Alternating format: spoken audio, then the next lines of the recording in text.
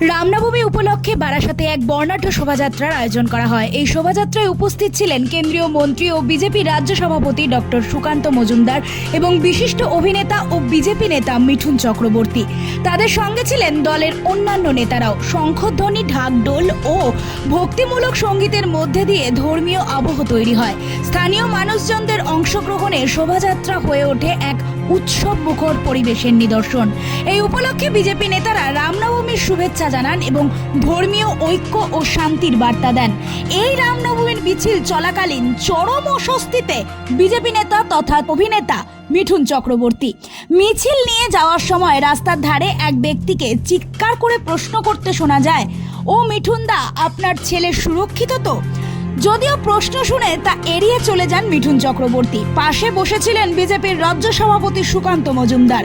তিনিও প্রশ্ন শুনে সরাসরি উত্তর না দিয়ে জয় শ্রীরাম বলে চলে যান। সূত্রের খবর, মিঠুন চক্রবর্তীকে দেখে চিৎকার করে এই প্রশ্নটি যিনি করেছিলেন বারাসাত মিউনিসিপ্যালিটি এলাকার 33 নম্বর ওয়ার্ডের গোবিন্দ ঘোষ নামে এক বাসিন্দা।